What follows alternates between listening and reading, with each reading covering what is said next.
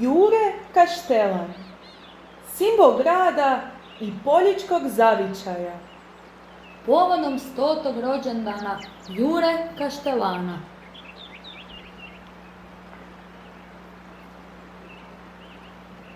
Bog! Mi smo učenice prvog F razreda hoteljersko-turističkog usmjerenja Srednje škole Jure Kaštelan iz Omiša. Željele smo otkriti tko je Jure Kaštelan, čije ime nosi naša škola. U nastavku ćemo vam ispričati jednu zanimljivu turističku kulturno-obrazovnu priču. Omiš je grad u srcu Dalmacije, na ušću rijeke Cetine. Grad je prirodne ljepote. Mjesto je spajanja Cetine s morem. Povijesni je grad koji ima kontinuitet postojanja od antike do danas. Dok Cetina teče, uvijek će nas biti. Čvrsti smo ka stina, dragi Bog nas štiti. Tukli su nas vitri nevere od rata, al slomili nisu granu od Hrvata. Osim što je stari Almisum poznat po festivalu dalmatinskih klapa, tu su i nezaobilazne turističke atrakcije.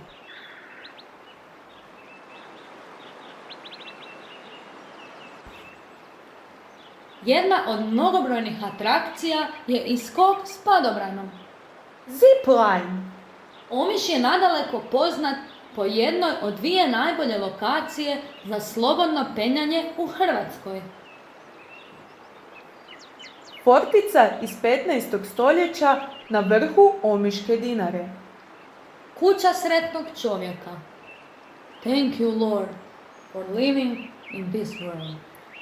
Crkva Svetog Petra iz 9. stoljeća.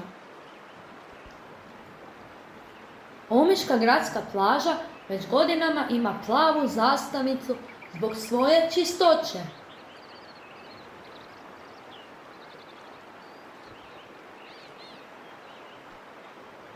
U obližnjem Splitu Dioklecijanova je palača, jedan od najbolje sačuvanih spomenika rimskog graditeljstva na svijetu. Grad Omiš također je poznat i po omiškim gusarima, koji su tijekom 12. i 13. stoljeća gusarili Cetinskom krajinom. A o njima piše Alojz Zmajetić u svom romanu Omiški gusari. Kad smo već kod književnika, uz ovaj predivan zalazak sunca, svoje misli i osjećaje na papir iznosili su i Josip Pupačić sa Slimena. I gledam more gdje se k meni penje. I slušam more, dobro jutro veli. I dobro jutro kaže more zlato. I dobro jutro more, more kaže. I zagrli me more oko vrata. Nikola Miličević iz Zvečanja. Dosta su mi tvoje ruke oko vrata. Ti si moja grana od suhoga zlata. Drago Ivanišević iz Podstrane. Jerbo se moj dit od ditinstva vas zemlji naminija. I kad je bos na ledini, zauvijek zanimija. Među naše poznate majstore riječi ubraja se i poljički Omišanin, Jure Kaštelan. Kako misliš, poljički Omišanin? Gdje su ta poljica? Šališ se? Zar nikada nisi čula za Poljica? Poljica, to je oaza mira. Sam naziv govori. Nastao je od niza brojnih malenih živopisnih polja. A ondje živući težaci bili su vrsni graditelji suhozida. Poljička republika postojala je od 13. do 19. stoljeća. Ostala je zapamćena kao samoupravno uređeno društvo slobodnih seljaka i naprednog pravnog demokratskog uređenja. Čije je jaje ako ga je tuđa kokoš snijela u tuđem dvorištu? Poljički statut iz 15. stoljeća. Veliki poljički knez birao se 23. travnja Podnograca na blagdan Svetog Jurija balotanjem, bacanjem okruglog kamenčića na kumpara. Gornja, srednja i donja Poljica pravo su rasadište pismenosti. Ondje se od 9. do 19. stoljeća pisalo čuvenim pismom zvanim Poljičica. Mila Gojsalić, nadaleko poznata poljička junakinja iz 16. stoljeća, podrijetlom iz Kostanja. Prema legendi spasila je Poljica od Turaka. Poljičko gluvo kolo izvorno se plesalo na gumdima. Danas ga njeguju kulturna umjetnička društva. Poljičani imaju i svoju himnu. Poljičani poštovani, od svih sela odabrani. Bile ovce napunile tore, na dobro vam Jurjev danak doša. Dalmatinski pršut gastronomski je specijalitet nastao sušenjem na dimu i buri. Soparnik je tradicionalno jelo Poljica, koje je ušlo i na listu zaštićenih kulturnih dobara Republike Hrvatske. Maslina je neobrana, nima koga da je bere. Prigiba se teška grana, slomit će se od nevere. U Dalmatinskoj Zagori najstariji način pravljenja vina takozvano je muljanje. Žene u bačvama, bosim nogama, gnječe grožđe. Vila rustika. Poljica su pravi muzej na otvorenome. No, vratimo se mi Juri Kaštelanu, onome koji je svojim književnim radom spajao Omiško i Poljičko. Rođen je u zaleđu Omiša, Zakočcu, gdje kraljuju jablani i smaragdna krška ljepotica Cetina, pod obroncima velebnog Mosora. Podrijetlom iz Zakučca i sveti je Leopold Bogdan Mandić. A sve detalje o Kaštelanovom životu, ljubavnim mukama i osjećajima otkrivamo u sljedećim sličicama. Jure se rodio jednog hladnog prosinačkog dana, 18. u mjesecu 1919. godine. Bez kruha možda, bez ljubavi nikada. Naslijedio sam crnu plovidbu nebesa, sablju gusara, hajdučiju i šiju.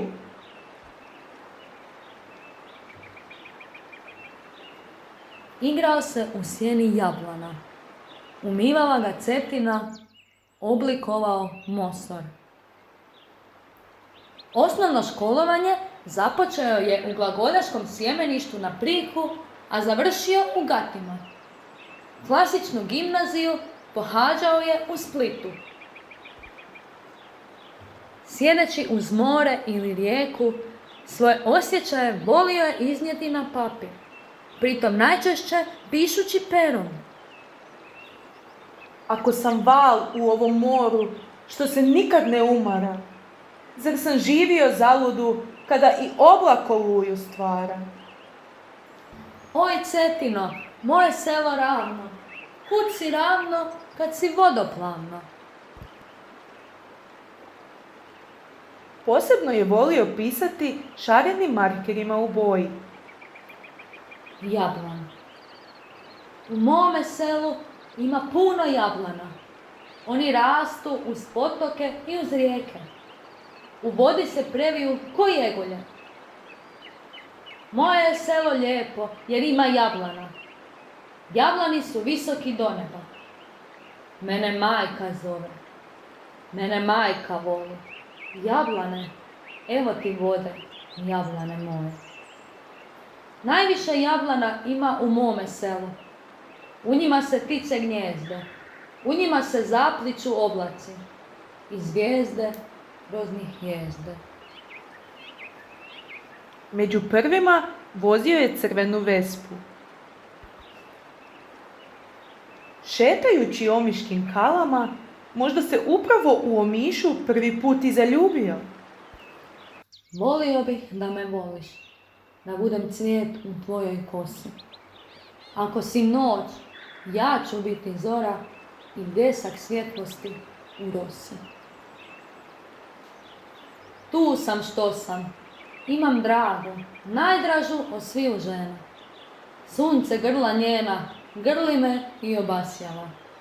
I gitaru jednu imam, staru kao more. Ako umre draga, što ću ja i moja gitara, stara kao more.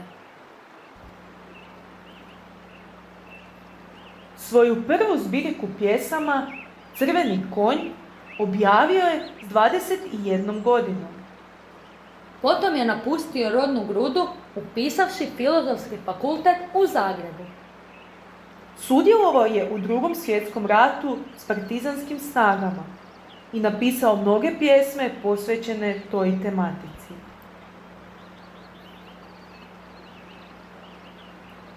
S Bonaventurom Dudom marljivo je prevodio Bibliju.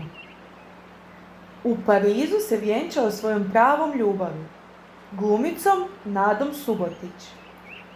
Nedugo nakon vjenčanja stigla je njihova kći Lada na svijet.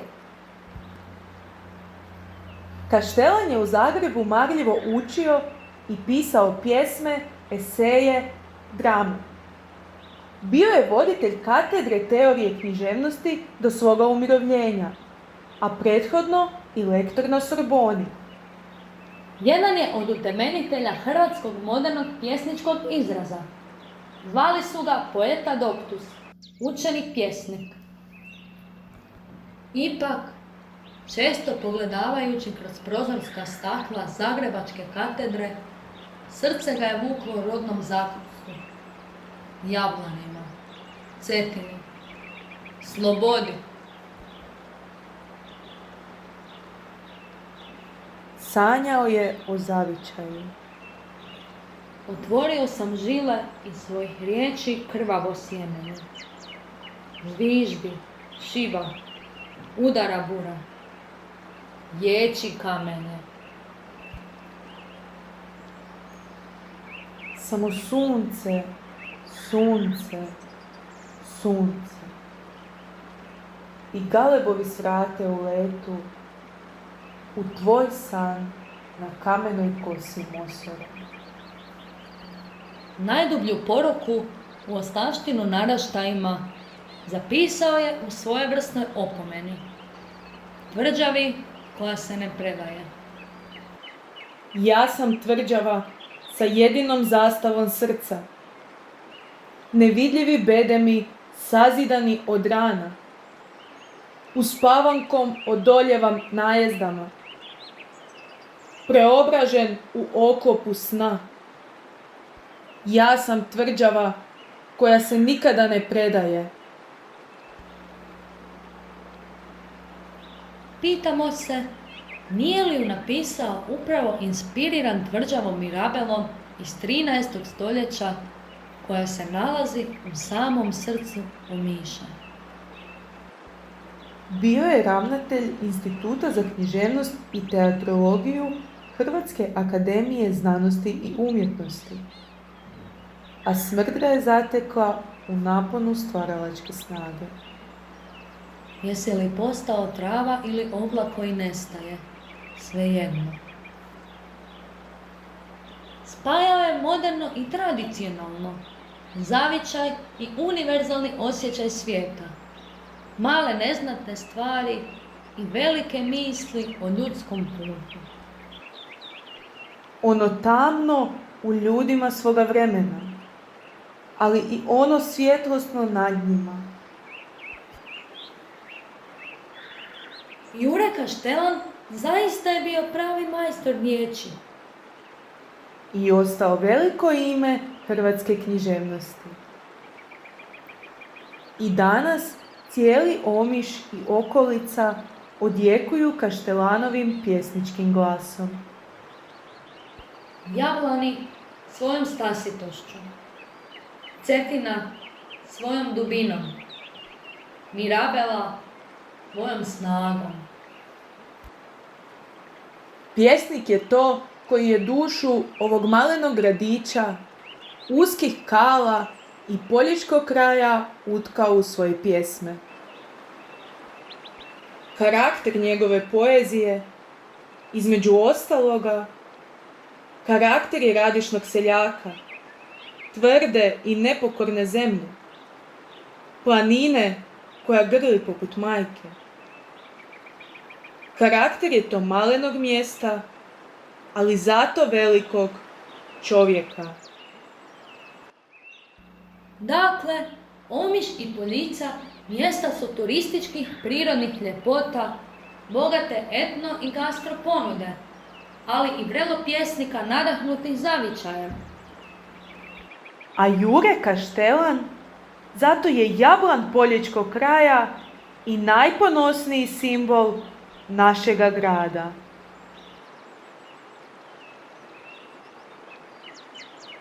Napravile Dragica Kata Kusić i Mišel Pijetri. Mentorica Jelena Alfirević.